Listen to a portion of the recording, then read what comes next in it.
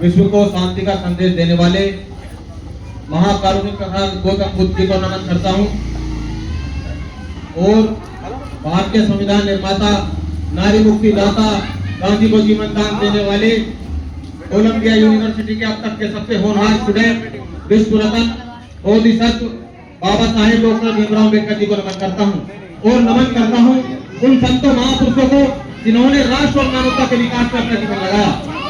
ऐसे महापुरुषों को भी मैं नमन करता हूं और मैं मंच पर आती सभी जनों का इस्तकबाल करता हूं, धन्यवाद करता हूं और यहाँ पर उपस्थित हुए सभी लोगों का मैं धन्यवाद करता हूं कि आप सभी यहाँ उपस्थित हुए और मेरी माताएं बहनें, महिला शक्ति यहाँ आई, उनका बहुत बहुत धन्यवाद। आपके बीच में बात करेंगे, संविधान की बात करेंगे कि हमारे देश का संविधान हमें क्या देता है। भारतीय संविधान हमें सामाजिक, आर्थिक, राजनीतिक बराबरी देता है, लेकिन हम सामाजिक रूप से समान नहीं हो पाए। आज भी हम हजारों जातियों में बटे हुए हैं। मांग, मातंग, ढोल, धमाल, रंगन, रैया, कोरी, कुरील, हिला, डोल, पासी, घासी, रविदासी, जाट, गुज्जर, यादव, ठाकुर और नजर कितने सारी 6,500 जातों में हम बटे हुए, हम भारतीय नहीं होंगे।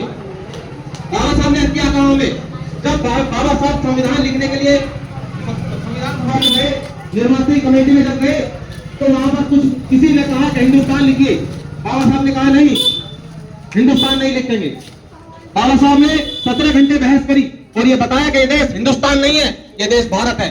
भारत का एक अर्थ है, हम सब सोचते हैं कि भारत का मतलब भी हमें पता होना चाहिए। भारत का मतलब होता है, भा का मतलब ज्ञान, रथ का मतलब संलग्न। जो लोग, जिस देश के लोग ज्ञान विज्ञान में आदान प्रदान में लगे रहते हो, ये उन लोगों का देश है, ये भारत है। हम सब भारतीय हैं। इस देश में रहने वाले हिंदू, मुस्लिम, सिख, ईसाई, जैन, बौद्ध सभी लोग भारतीय हैं, चाहे वो किसी भी धर्म को मानते हो। वो सब एक ही वंश, एक ही भूमि के लोग हैं। कुछ शातिर चालाक हरामखोर लोग हैं जो हमें बांटने का काम करते हैं और ये हमें समझने की जरूरत है कि हमें बंटना नहीं है, हमें एक होना, हमें भारतीय होना है। हमारे देश का संविधान आर्थिक बराबरी की बात करता है। आर्थिक बराबरी पर कोई काम नहीं किया जा रहा और हमारा ये प्रयास रहेगा, आजाद समाज पार्टी के माध्यम से हमारा एक काम प्रयास रहेगा कि हम आर्थिक समानता के लिए काम करें। इस देश में अमीर अमीर होता जा रहा, गरीब गरीब होता जा रहा। अभी बाबूजी कह रहे थे नौकरी नहीं मिल रही है। नौकरी कैसे मिलेगी? नौकरी तब मिलेगी जब हम एकजुट होंगे, मिलकर अपनी सरकार बनाएंगे, तब हमें नौकरी मिलेगी। शातिर चालाक हरामखोर लोग एकजुट कर लेते हैं हमारे लोगों को। जिन काशीराम साहब की आज जयंती है, इनके बारे में अगर हम चर्चा करें, भैया एक मिनट मेरी बात अब पहले तो सुन लो। बोल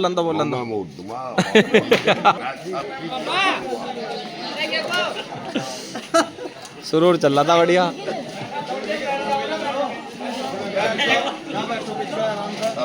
कर रहा था भारतीय संविधान की। भारतीय संविधान में सामाजिक, आर्थिक, राजनीतिक बराबरी देता है। सामाजिक बराबरी की मैंने आपको बताई कि हजारों जातियों में बटे हुए हम भारतीय नहीं हुए। अगर हम बाबा साहब को मानते हैं तो हमें यह बात माननी होगी कि जो जातियां हैं ना, जातियां, हेलो, मेरी आवाज जा रही है सभी तक? जय हिंद। मेरी आवाज ध्यान से सुने। मैं आता रहूंगा वैसे, लेकिन जो बात है आज मुंह से निकलने वाली है। भारत का संविधान जब लिखा गया, जब हम उसका पहला पेज खोलते हैं, उसमें लिखा हुआ है कि हम भारत के लोग, हम भारत के लोग, यानी कि हम भारत के जो लोग हैं उनके लिए संविधान बनाया गया। ये किसी हिंदू के लिए या मुसलमान के लिए या सिख के लिए, ईसाई के लिए, स्पेशल में किसी के लिए नहीं बना। ये उनके लिए बना जो लोग इस देश में रहते हैं, ये उनके लिए बना, ये भारत के लोगों के लिए बना, चाहे वो किसी भी धर्म को मानने वाले हो। कुछ लोग कहते हैं भाई पैदा जो होता वो फलाना होता, ये तो मुसलमान बाहर से हैं, मुसलमान बाहर से नहीं आए, न सिख बाहर से, सब यहीं के हैं।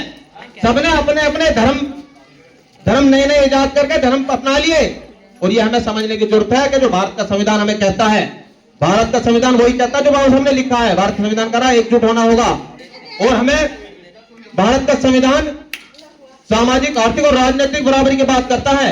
हमें राजनीतिक बराबरी सिर्फ वोट की मिली है, लेकिन शातिर चालाक हरामखोर लोगों ने क्या करा है, हमारी वोट छीनने के लिए हमें क्या करते हैं, लड्डू, साड़ी, पौवा, कंबल दे देते हैं और हम अपनी वोट बना देते हैं।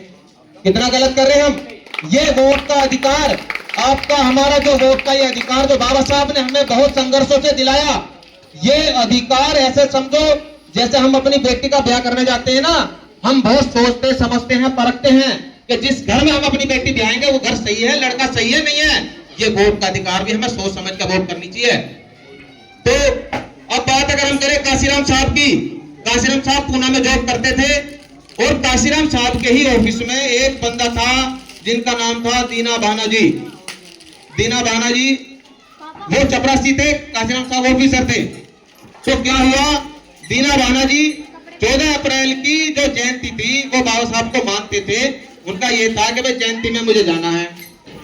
तो उन्होंने क्लर्क से छुट्टी मांगी। क्लर्क ने कहा कोई छुट्टी नहीं है, उस समय छुट्टी नहीं मिलती थी ऐसे।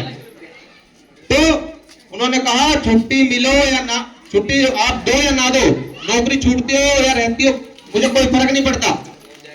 उन्होंने कहा तो इस्तीफा लिख के दे दिया कि बाबू, जो क्लर्क होते हैं बाबू कहते हैं ना कि बाबू जी आप जो है मुझे छुट्टी ना दे, मेरा इस्तीफा लिख दो और उन्हें पहुंचा देना, सर के पास पहुंचा देना।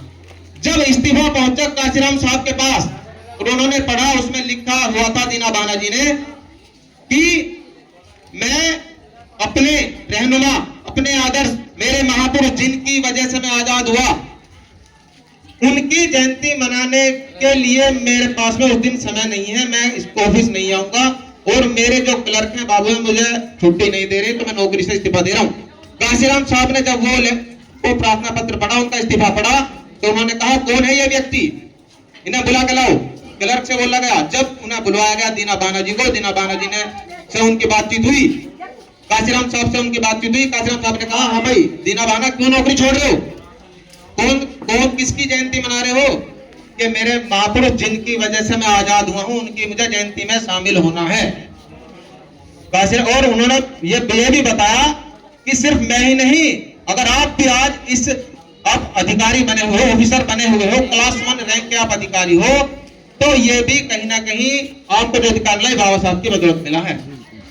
और दीना भाना जी ने काशीराम साहब को बाबा साहब का जीवन संघर्ष दिया, एक पुस्तक दी।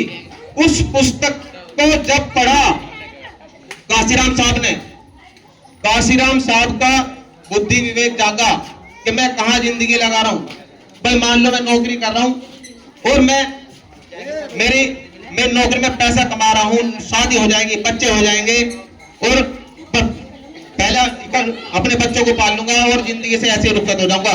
लेकिन जिसकी बदौलत मैं ये अधिकारी बना हूं, डॉक्टर बाबा साहब अम्बेडकर की बदौलत, मुझे उस इंसान का जो बचा कुचा जो मिशन है उसको अगर मैं चला लूं तो कितना अच्छा रहेगा। और उन्होंने चलाया, उन्होंने नौकरी छोड़ी और उन्होंने ये कहा कि मैं आजीवन शादी नहीं करूंगा, अपने घर में नहीं जाऊंगा, मेरा जो समाज है, मेरा समाज ही मेरा परिवार है, मेरा घर है। और ना उनके पास में कोई बैंक बैलेंस था, ना कोई प्लॉट था, कुछ नहीं था उनके पास में, और आजीवन जिंदगी लगाई। और लोग तो संघर्ष करके नेता बनते हैं, लेकिन काशीराम साहब ने संघर्ष करके नेता बनाए, फैक्ट्री लगाई नेताओं की। ये जो आज सिलसिला है, ये आज वही सिलसिला चल रहा है। और जब काशीराम साहब संघर्ष कर रहे थे, काशीराम साहब जब संघर्ष कर रहे थे और जाकर समाज में कहते थे, जो बहुजन समाज की उन्होंने बात कही। बहुजन समाज का मतलब क्या है? बहुजन समाज का मतलब है SC ST OBC माइनॉरिटी। ये वे लोग हैं जिनको सामाजिक आर्थिक राजनीतिक रूप से पिछाड़ा गया है, खातिर चालाकी से। उनको एकजुट करा और पार्टी का गठन करा सन 84 में। जब काशीराम साहब जाते थे समाज में, वो कहते थे कि हम सरकार बनाएंगे, तो लोग क्या कहते थे? लोग ये कहते थे कि ऐसे कैसे सरकार बन जाएगी, ऐसे ना बने सरकार। लेकिन काशीराम साहब ने एक उस समाज से, जिस समाज की महिला सुन नहीं रही है, महिलाओं की बात हो रही है, महिला सुन नहीं रही है, पानी के चक्कर में लग रही है। सुन लो जी आंटी जी। तो काशीराम साहब ने उस समाज को, जिस समाज की महिला घास से ऊपर उठ के सोच नहीं सकती थी, उस समाज की महिला बहन कुमारी मायावती को देश के सबसे बड़े प्रदेश में CM बना, सरकार बनाई और ऐसी चलाई, किसी ने न चलाई आज तक। लेकिन जो आगे का मिशन है, उसको लेकर भी तो चलना पड़ेगा। बहन जी ने जो किया उसके लिए बहुत बहुत धन्यवाद है बहन जी का, हम सैल्यूट करते हैं बहन जी को। लेकिन उसके बाद का जो है उसके लिए भी हमें सोचना होगा। अभी अंकल जी कह रहे थे कि नौकरी नहीं मिल रही है, नौकरी तो वो देगा जो सत्ता में होगा। अब सत्ता में 7 चालाक हरामखोर लोग जाएंगे, कैसे नौकरी मिलेगी? जिनका मकसद नौकरी छीनना है, लोगों को बदहाल बनाना है। ये जो 5 किलो राशन मिल रहा है ना, ये अधिकार काट के छीन के तब ये 5 किलो राशन इसीलिए मिल रहा है कि पेट भरे जाओ, अपना घर में बैठे रहो, बस नौकरी मत लो। तो ये चीज हमें समझने की जरूरत है। हमारा जो प्रयास है वो यही रहेगा कि हम कैसे समाज को एकजुट करें। आता रहूंगा आपके बीच में, अपने वाणी को यही विराम देता हूं। जय भीम, जय भारत, जय संविधान।